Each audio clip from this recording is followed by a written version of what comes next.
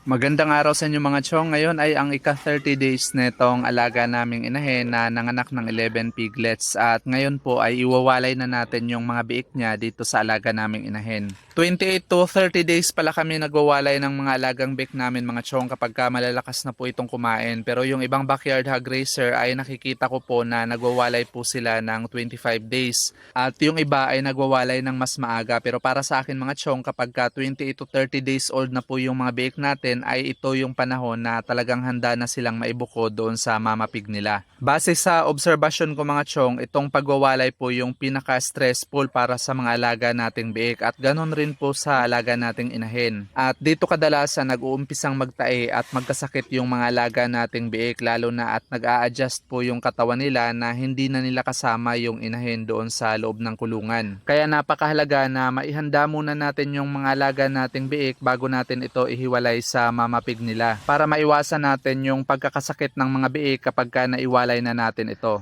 5 days po bago yung schedule ng pagwawalay namin sa mga alaga naming biik ay nag-uumpisa na po kaming magbigay sa kanila ng digest aid.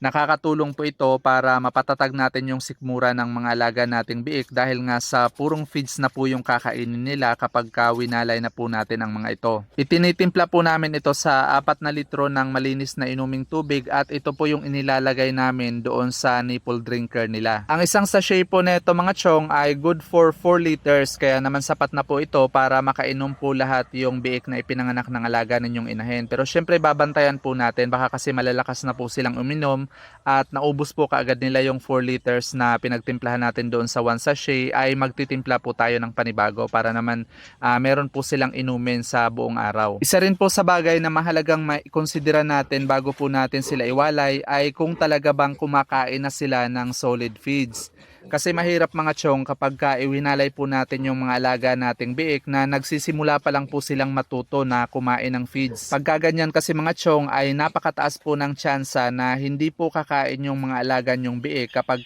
iwinalay nyo po yan sa alaga ninyong inahin. At kung kumakain man ay napakataas rin po ng tsansa na magtatai yung mga alaga ninyong biik dahil nga sa hindi pa po gaanong nakapag-adjust yung sikmura nito doon sa feeds na kinakain nila. Kaya nga advice ko po sa inyo mga chong ay as early as 5 days old ay umpisahan na po natin na mag-introduce ng solid feed sa mga alaga nating biik para medyo mahaba-haba po yung maging preparation natin at nang makapag-adjust po ng mabuti yung sikmura nila habang kasama pa po nila yung alaga nating inahin sa loob ng kulungan. At panghuli, kapag nagwawalay po kami mga chong ay yung inahin po yung inililipat namin sa ibang kulungan. Sa ganitong pamamaraan ay nababawasan po yung stress na nararamdaman ng mga biik dahil naiiwan po kasi yung amoy ng alaga nating inahin doon sa kulungan na kung saan nandun yung mga alaga nating biik. Kaya kahit papano ay nararamdaman pa rin nila yung presensya ng mama pig nila. Sa ganitong pamamaraan ay nababawasan po yung tinatawag natin na winning stress na nararamdaman ng mga alaga nating biik. Ayan, so kung may mga katanungan po kayo mga chong ay paki-comment na lang po sa baba at susubukan po natin sagutin lahat yan dito sa comment section. At paki-share na rin po ng mga videos natin para mas marami pa po tayong maabot at mas marami pa po tayong matulungan, lalo na po yung mga nag-uumpisa pa lang din sa ganitong klase ng hanap buhay.